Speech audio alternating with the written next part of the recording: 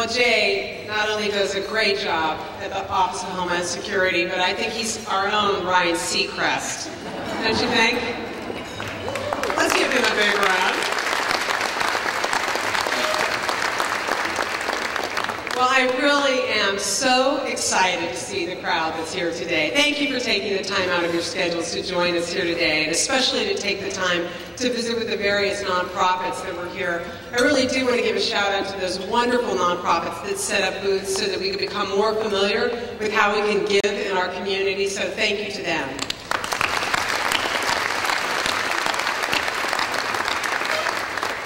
Now, when the governor first appointed me as the nation's first Secretary of Service and Volunteering, he did it because he really realized that government can't do it alone. There are just huge problems out there, whether it's global warming, whether it's our children that are not graduating from high school, whether it's challenges in the hunger and poverty arena. Our government cannot and will never be able to do it alone. We need to work in partnership with our nonprofit community. I think everyone in this room knows that. What you may not know, and here's a great trivia question when you go home tonight, is how many nonprofits there are in California. There's over 140,000 nonprofits in California. And the reason why they are there, and why so many of you work on their boards or give to their causes, is because there is this gap. There's a gap between what government can do and what the needs of the community are. That's why they are so vital to the fabric of our community.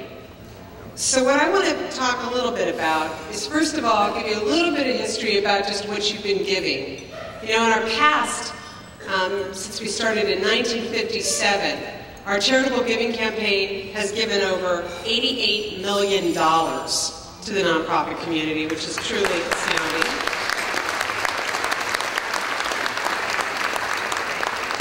Last year, we raised nearly $9 million, which was phenomenal. We're going to clap on that. But I'm here, and not just as a cheerleader, but I am going to tell you, we need more. Because our communities need more. It's not like there's fewer people to serve. It's not like our problems have been solved. These challenges are getting, as I know you know, because you're the converted, you understand about our community challenges. You know that our beaches are still not clean. You know that our kids still need more assistance, that there are still women that are victims of domestic violence. You know that there's more homes that need to be built for low-income folks. I don't have to educate you about the challenges that our communities face. But I think what you don't really recognize is the very critical role that you play as a broker.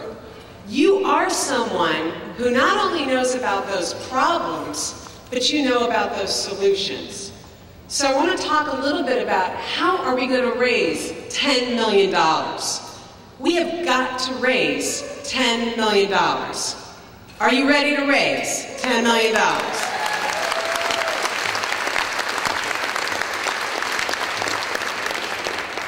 I'm first going to tell you what we're not going to do, and I think this is important. We're not going to go out there and be like used car salesmen, putting the squeeze on people. You know, please, come on, man. Just got to give, just got to give. We're not going to be part of the nonprofit mafia that if you don't give, you know what's going to happen. Okay? There are those of you laughing because I think you're familiar with some of these tactics that some may have used. It is really understanding that you have a new title that you may not even be aware of, and we might need new cards that reflect this. You're a giving advisor. Wow. Now, what does that mean? That means that you are just the right person to help someone understand that if they really want to be a part of the solution, if they really want to help tackle some of these problems, you are going to be a person who can tell them about opportunities of how they can make a contribution that's meaningful and how they can do it in a way that's easy. It is so easy to give. I know you know that. But it's important that you do your homework because you are this giving advisor. And what that means is you do need to look at your community and you have to look at the issues that you know your employees that you're interacting with might care about, and be ready. And when I mean be ready for the person who says to you, I care about the environment, but I'm not going to look through all this and find what's the right charity. Off the top of your head, if you can say, I happen to know of 3 or 4 really strong ones that you might want to consider. But this is also the part of this document where you can look, or on the website, where you can really review really strong nonprofits that are making a difference. You are out there selling solutions to our community. Your role is so very important, but it is so important that you do it from an advisor's place, in my view. From a person that is going to say, look, I know that you want to give, I know you care about these issues, I'm here to make it easy for you. I'm here to let you know what your options are. And if you need help thinking through options, I can help you do that. Okay? There's also lovely tools that are available for that as well. But I just want you to really recognize how important it is that we do this in the right spirit so that people walk away inspired by the helpful nature that you really are bringing to the game, to this campaign, so that we really can reach our $10 million goal. I also think that what is equally important is that people recognize it's not just about giving money. And especially this year, I'm hoping that you can go out there with a very strong message about the important gift of time and talent, and how you are equally interested in seeing people give in that way. Our nonprofits need people that have so many of the skills that our state employees have, whether they're engineers, whether they're in administrative roles, whether they're in the medical profession, whether they're graphic artists. There's so many varied kinds of skills that we come to the table with, but I'm letting you know nonprofits are so hungry for that skill set. And so the big question is not, do you have something to give, but how do I get connected? And thanks to the good work of First Lady Maria Shriver and this governor, we have a website called CaliforniaVolunteers.org, which you need to know about. It's going to be on your materials. And on this website, there's an orange box where you can get connected to over 40,000 volunteer opportunities throughout the state.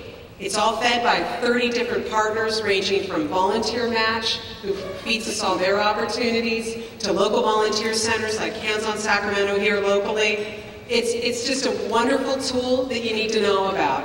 So if you get the individual that says, okay, put me down for 20 bucks a month, but what I'm really interested in is giving my time, let them know about that website. Let them know about that tool, because we really want to get them involved in all ways of giving. Finally, I just really do want to thank you. Each and every one of you are so committed to this campaign. That's why you're here. It's not the great lunch, even though the lunch is going to be phenomenal. And by the way, people are asking, is the salad the lunch? No. That's just, the first course. It's not just the great lunch. It's not just kind of shopping for the right nonprofits that you can help promote. It really is, I hope, because you're here to get inspired, to learn just how are you going to be out there promoting it, how are you going to be talking about it at the water coolers, how are you going to be talking about it at everyone's, cubbies, how are you going to really get the buzz going. Through your hard work and generosity, I know you must know this, but you make a difference every day in the lives of Californians, and you're going to learn later just how important that difference is. I want to end by just one statement. Let's work together to make this the strongest campaign in California's history. All right, let's go.